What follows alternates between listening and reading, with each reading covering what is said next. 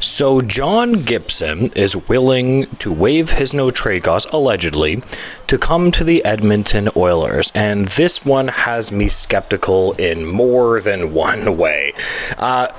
Geez, I don't know about this one. Now, let's go to why he might actually want to come to the Edmonton Oilers. It actually makes a lot of sense, right? Like, they're genuinely a good team. They were within a hair of winning the Cup. And at the end of the day, when you are that close to winning a Stanley Cup, you're going to have a lot of teams, that are players, that are like, absolutely, I'll go there, right? I know it used to be that the Edmonton Oilers couldn't get any players to want to go there, and now since McDavid, Draisaitl, and how competitive they've been, and how much playoff success they've had, which they have had they haven't won the Cup, but that doesn't mean they haven't had success. It's been really impressive. So, why wouldn't John Gibson want to come? Now, this is a difficult one for me because John Gibson, there's a couple of schools of thought here, right? John Gibson has had a struggle session, and what I mean by that is he's not been like that great for the Anaheim Ducks.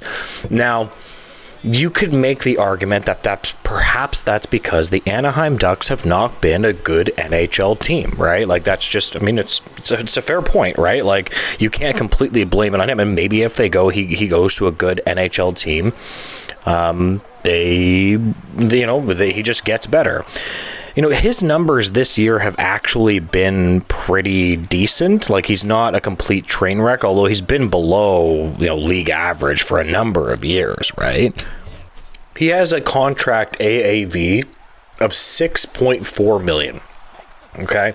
And he's going to be a UFA in 2027 at the age of 33. $6.4 million. That would be quite a commitment. Now, I will say, though, I've always said this about them, that if they get a legitimate starting goalie, I think that they can be Cup champions, especially when you have a guy like McDavid and when you have Draisaitl. I have always said that they need to upgrade in goal. Now, I don't really know if they have the space for him. I don't know what kind of moves. They probably, logically speaking, they could make some kind of move, right, to figure this out, I suppose. But I'm not really sure if they should go after this particular goalie. It might make more sense to go after a Mackenzie Blackwood or something like that. Like, yes, he has had his ups and downs, but lately he's been pretty consistent. He's realistic. He would give them depth in goal, in goaltending. That might be a little bit more realistic. I'm just going to touch on the recent history of John Gibson right now. So this year he has a .922 save percentage through 6 games. That's like really, really good, by the way. That's like tops in the league. But again, it's through 6 games. You gotta be a little bit touch and go with this stuff.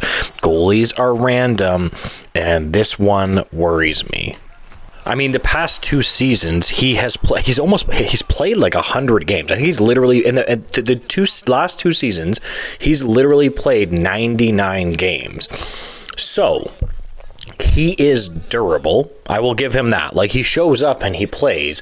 But the last 2 seasons where he played 99 games between those 2 seasons, it was like 53 and 46 or something like that. I'll put the information up on the screen. He had a below league average save percentage, right? But if you are paying a guy $6.4 million, you want him to be better than that. Now, again, the old adage against what I'm saying is always going to be, well, if you get him on a better team, perhaps he will be better. And there's an argument with that. Like, there is an argument with that. Like, if you have more structure, if you have better defensemen in front of him, I don't really know if he'd like playing in front of Darnell Nurse, laugh out loud, but he's not all that good defensively. But again, it also can reinvigorate players when they play on better teams, if you understand what I mean. It is interesting, though. The Oilers have made a number of mistakes, right? They made a mistake in Jack Campbell. It is very strange because I always say this, and I'm just going to talk about goalies in general, right? Like, goalies in general are some of the most random things in the world. Like, I have given up on being able to analyze these you know, these human beings, because they are just so random. Like, you never know what you're gonna get.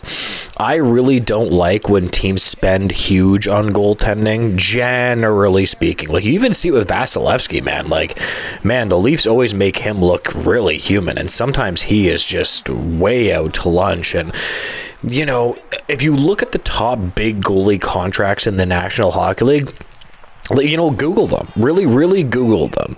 And look at how many of those players that you would actually want on your team. Like, where these players are making, like, you know, an insane amount of money, and you're like, you know, Jordan Binnington. Like, yeah, he's been all right this year, and he's been kind of consistent, but you know, it's so hard to find an elite level goaltender.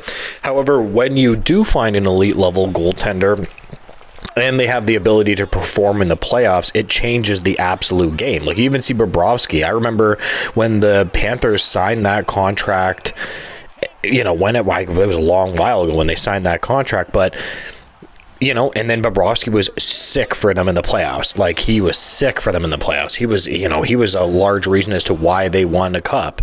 So it's weird. Like, you just need a goalie to get hot for you at the right time. And sometimes that happens through these big goalies. But I'm really nervous with paying goalies big, although I understand why teams want to do it. Because at the end of the day, when you don't have goaltending, you are screwed, man. If you don't have, you know, a goalie that can make a stop at the right time, and it's about making stops at clutch times too. It's your save percentage overall, and your stats matter, obviously, but it's about a goalie that can make, you know, the right stops exactly when you need them to. And this is where I struggle with this.